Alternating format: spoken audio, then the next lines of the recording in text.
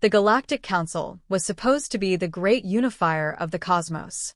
Its towering halls, carved from the crystalline rock of the planet Zyros, glittered with light refracted through 1,000 stars. Representatives of countless species met there, debating and deciding the fate of the galaxy. The council prided itself on its impartiality, claiming to be the arbiter of peace and justice. But beneath the veneer of diplomacy lay tension, resentment, and distrust, especially toward humanity. Humans were the newcomers, an ambitious species from a distant corner of the galaxy. They had arrived on the interstellar stage with a vigor that alarmed many of the older races. They built, explored, and adapted at a pace that outstripped most civilizations. The Council saw them as a potential threat, a species that might one day challenge the fragile balance of power. Earth's request for full membership in the Council had been a point of contention for years. Humans had allies, but they also had enemies. Chief among these was the Archon Dominion, a militaristic species that despised humanity's rapid ascent. The Dominion's ambassador, Galactic, was a master manipulator, and he had long sought to discredit Earth. His chance came when a human colony ship, the Celestial Horizon, drifted into disputed space. The colony ship carried thousands of settlers, including families and children. It was a peaceful mission, its crew seeking new worlds to call home. But to the Dominion, it was an incursion. They accused the ship of spying, of violating interstellar law. The Council convened an emergency session, and despite Earth's protests, it ruled in favor of the Dominion. The Celestial Horizon was ordered to surrender. The human captain, bound by Council law, complied. The settlers were detained, their ship impounded. What should have been a peaceful resolution quickly turned into a nightmare. Galactic demanded a demonstration of humanity's compliance. To solidify their position, the Dominion insisted on a public trial for the ship's captain and crew. Earth's ambassador, an elderly statesman named Elias Markov, fought tooth and nail against the farce, but his pleas fell on deaf ears. The Council, eager to maintain its facade of neutrality, allowed the Dominion to proceed. The trial was a spectacle designed to humiliate. The crew of the Celestial Horizon stood accused of espionage, and despite the lack of evidence, the verdict was predetermined. But the true horror came when Galactic, in a display of what he called ultimate justice, called forth a young human child, barely 10 years old, who had been aboard the colony ship. She was brought before the assembly, frightened and alone. This child, Galactic declared, is the product of a dangerous species. A species that must learn its place. Without hesitation, he gave the order. Before the gathered representatives of the galaxy, the child was executed. The council chamber fell into stunned silence. Even some of the Dominion's allies were taken aback by the barbarity. But the act had been done. Humanity's protests were ignored, their cries for justice drowned in diplomatic rhetoric. The council urged Earth to remain calm, to seek resolution through peaceful means. But Earth did not remain calm. The news spread across humanity's worlds like wildfire. The outrage was immediate, universal. No longer would they beg for recognition, nor would they plead for justice in a council that had proven itself corrupt. Instead, Earth turned to its oldest secret, one buried deep beneath the oceans and mountains of their homeworld. Long before humanity had reached the stars, they had known of ancient forces. Deep beneath the crust of their planet lay dormant fleets, remnants of a forgotten war. These ships, crafted from a metal that absorbed and amplified energy, were beyond anything the galaxy had ever seen. They were massive, with cores that burned like miniature suns and weapons capable of tearing apart entire fleets. Humanity had discovered them centuries ago, but fearing their power, they had chosen to let them sleep. Now, with the galaxy's betrayal fresh in their minds, they saw no other option. Earth's leaders issued a simple statement to the Galactic Council: justice will be served, and then the ancient fleet rose. From the depths of the Atlantic, Pacific, and Indian Oceans, massive ships emerged, shedding centuries of silt and seawater. Mountain ranges split as hidden hangars opened, releasing squadrons of sleek fighters. On the far side of the moon, Long-dormant shipyards came to life, their automated systems producing warships with terrifying efficiency. Humanity's colonies, once peaceful outposts, became armed bastions overnight. The fleet, now dubbed the Eternals, was not just a collection of ships. Each vessel was controlled by an advanced AI, symbiotically linked to human commanders. These AIs, ancient and wise, had waited millennia for the call to arms.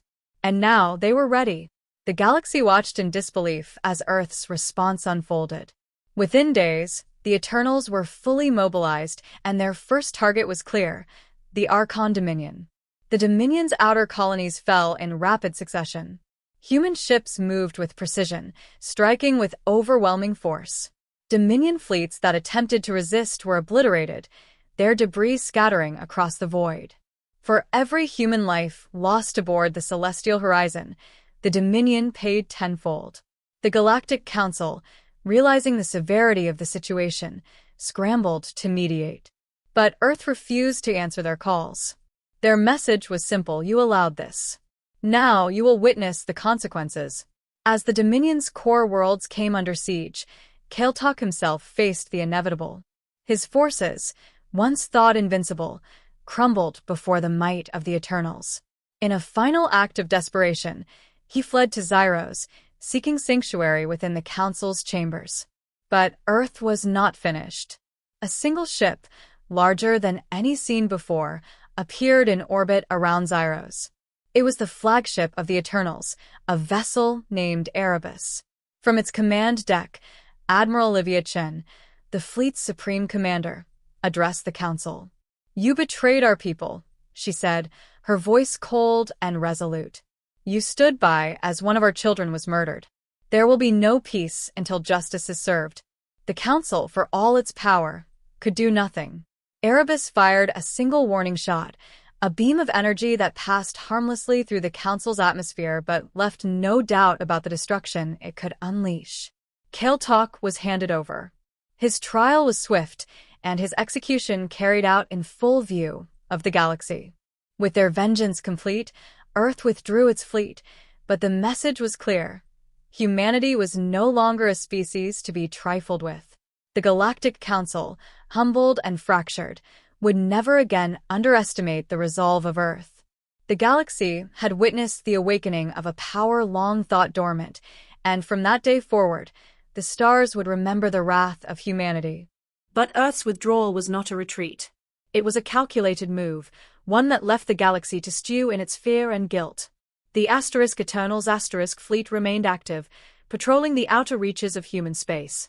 The message was clear: Earth would not be provoked again, but if it was, the galaxy would burn. The Dominion's downfall triggered a seismic shift in galactic politics. The once proud Archon Empire crumbled under the weight of humanity's retribution.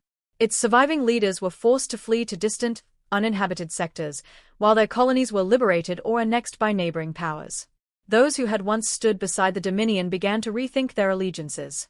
Quietly, some species sent envoys to Earth, offering reparations, alliances, or at the very least, assurances of neutrality. Yet Earth remained distant. The Galactic Council, now weakened and discredited, struggled to maintain its influence. Internal divisions grew as member species debated how to respond to humanity's newfound dominance. Some argued for diplomacy, others for rearmament, and a few whispered of surrender. But none could deny that the balance of power had shifted irreversibly. Amid this turmoil, Earth began its next phase of preparation. The Eternals were not merely tools of war, they were also instruments of exploration. As the galaxy grappled with its new reality, humanity sent expeditions deeper into uncharted space, escorted by their ancient fleet. They sought out new worlds, new allies, and, above all, the truth behind the Eternals' origins. This search led them to the distant star system of Charon. It was a place of myth, whispered in the annals of the few elder races that still remembered the galaxy's primordial past.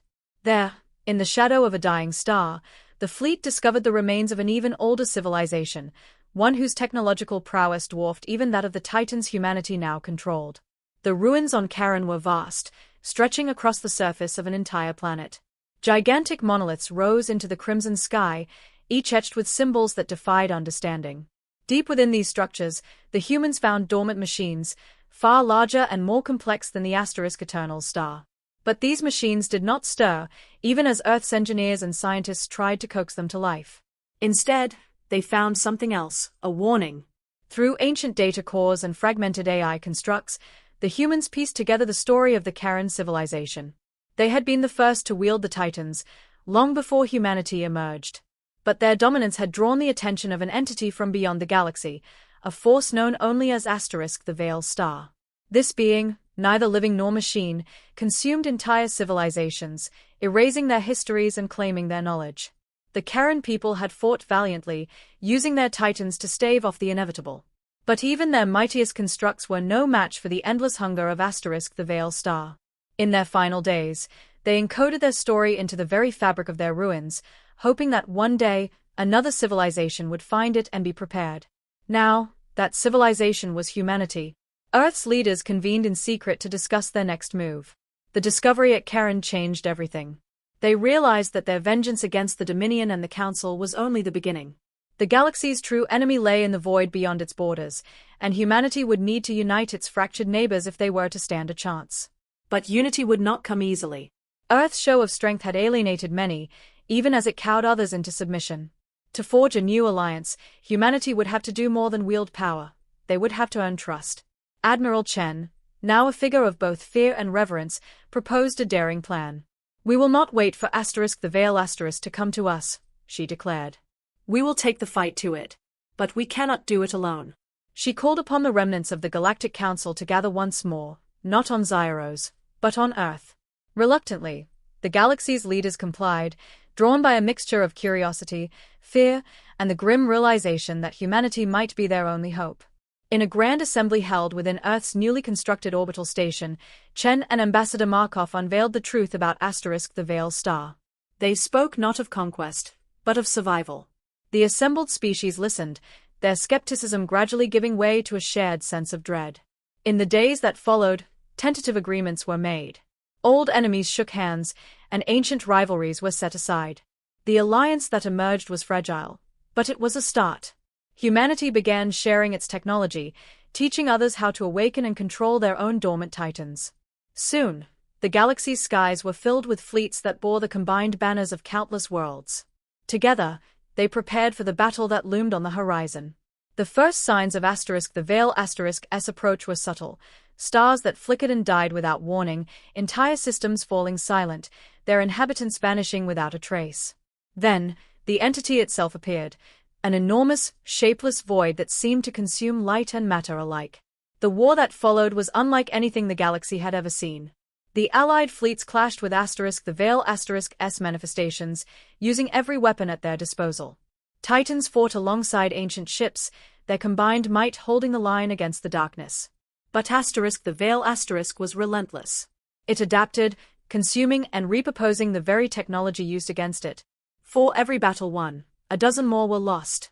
Desperation set in as the Alliance realized that brute force alone would not be enough. It was then that Kara, one of Earth's leading scientists, made a breakthrough. Within the ruins of Karen, she discovered a way to weaponize the very essence of the Veil's power. By turning its energy back against itself, they could create a chain reaction that might banish the entity for good. The plan was risky, requiring a coordinated effort across multiple systems. But it was their only hope. In a final, desperate assault, the Allied fleets pushed into the heart of the Veil Star.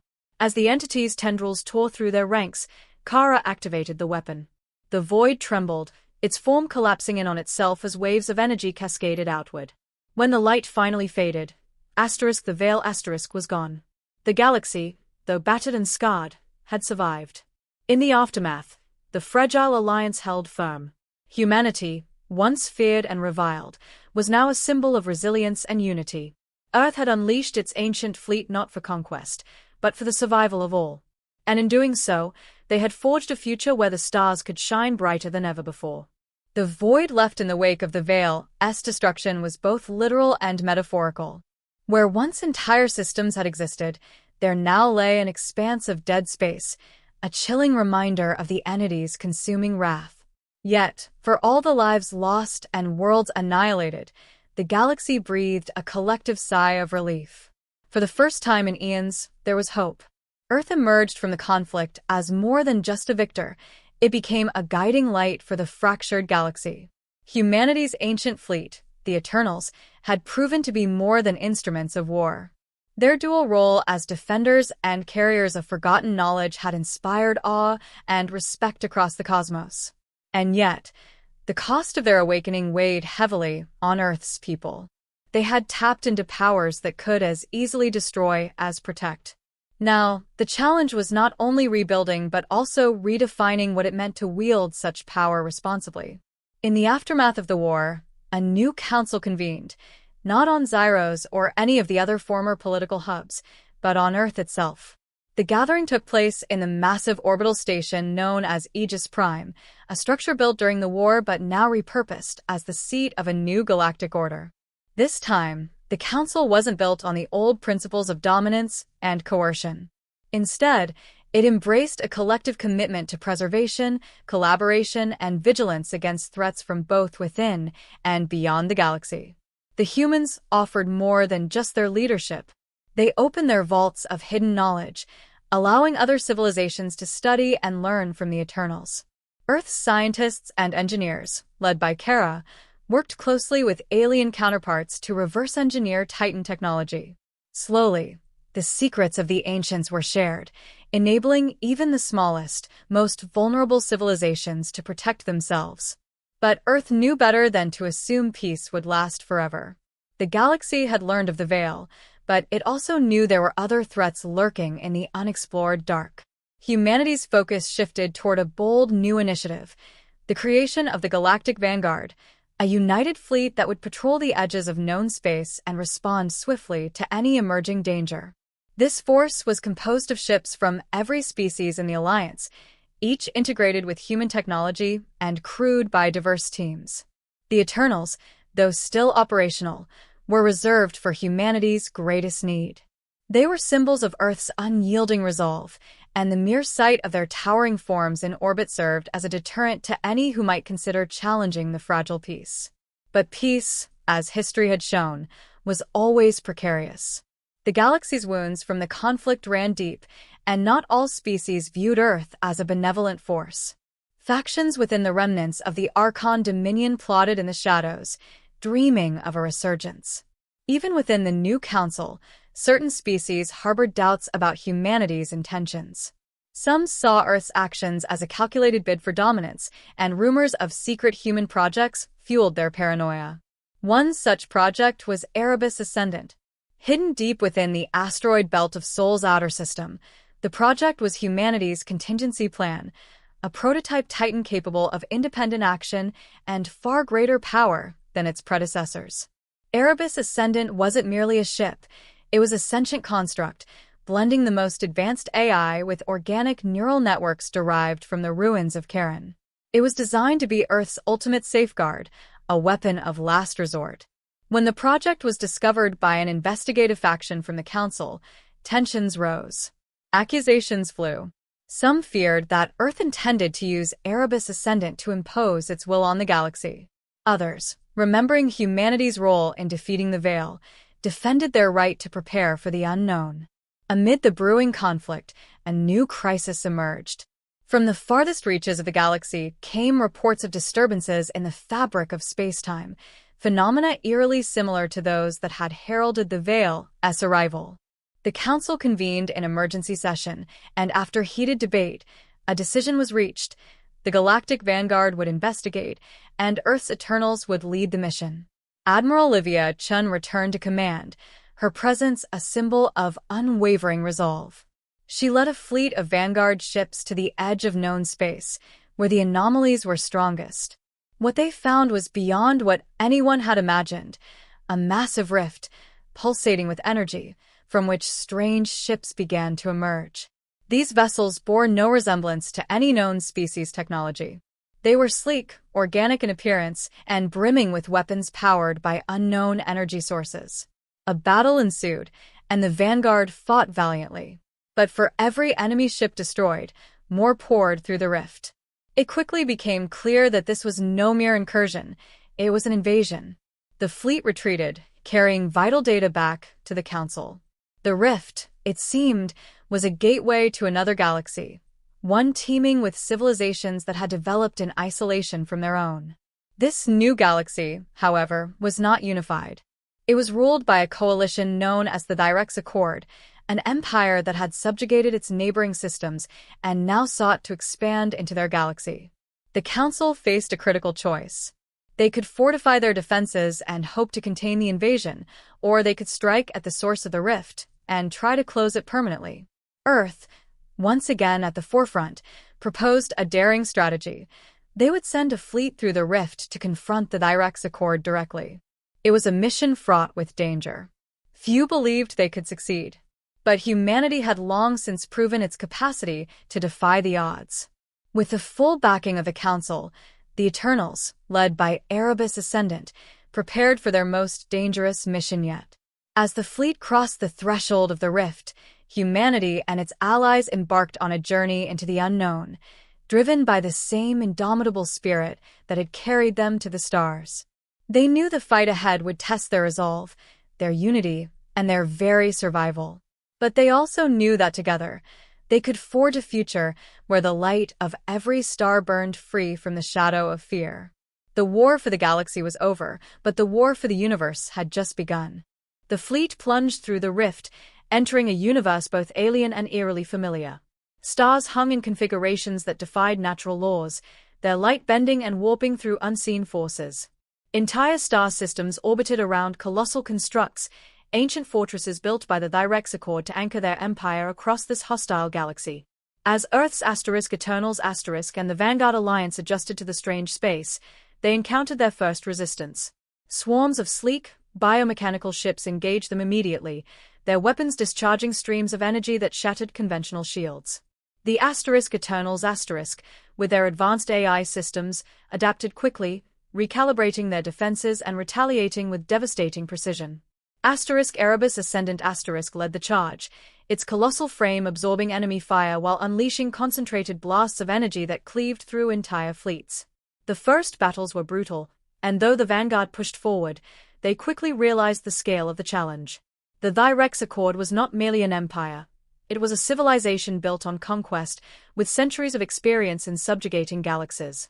Their forces were vast, their strategies cunning. For every battle the Vanguard won, they lost ships and lives in numbers that weighed heavily on their morale. Despite the hardships, humanity's resolve only deepened. As they pushed deeper into Direct's territory, they began uncovering the horrifying truth behind the Accord's strength.